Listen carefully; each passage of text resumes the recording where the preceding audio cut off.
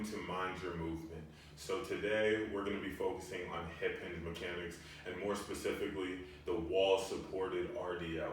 So we're going to grab a wall here and we're going to prop our back foot right flat against that wall. The whole point being that the wall is going to serve as an extra point of feedback for us. And it's also going to allow us to take a little bit of the balance requirements out of the exercise, although it's still going to be testing your balance for sure, but not to the same degree as an unsupported single leg RDL. So this is going to provide as a slight regression to that exercise so we can really focus on perfecting the hip hinge and what that feels like from a coordination standpoint. So again, grabbing this wall, you want your shin to be just about parallel with the floor. So you don't want it to be the foot pointing up here. You don't want it to be too low. You want it nice and centered, shin parallel with the floor. And you also want to make sure that your 2 feet are in the same line, or at least overlapping the same line. You don't want this front foot over here and this back foot over here. You want them to come meet in the middle in this line.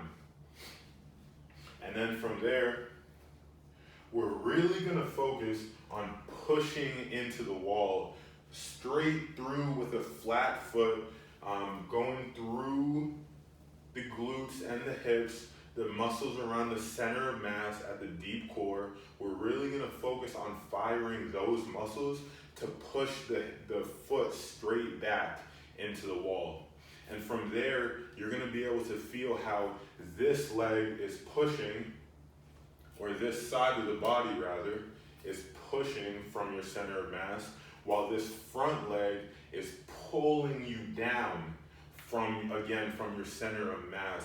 And you're really going to feel those fine, intricate, deep core muscles really firing if you keep that attention, keep that mental focus on your center of mass, right underneath your belly button, about 3 fingers, and smack dab in front of your tailbone. So this is what it's gonna look like. Pushing back into the wall, really focusing on that.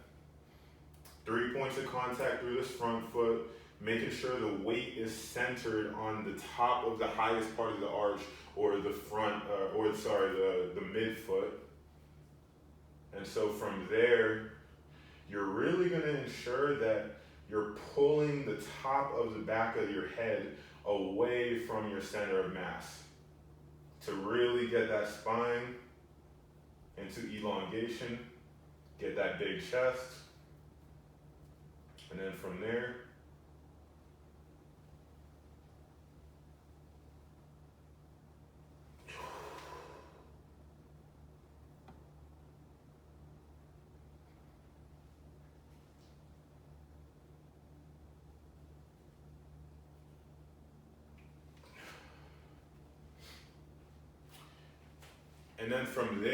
we can also add load.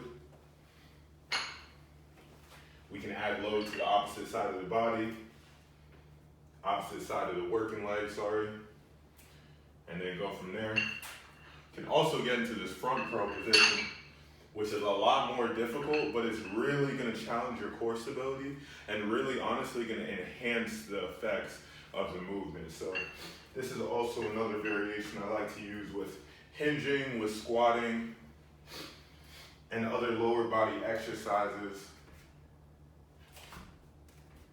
to really get that core engaged.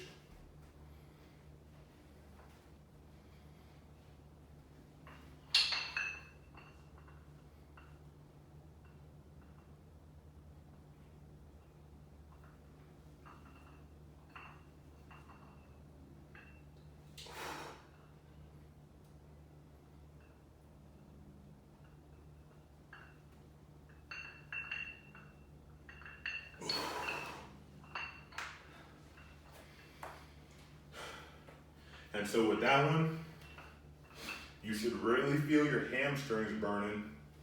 You should really feel this glute med on that working leg working. And that's the wall supported RDL.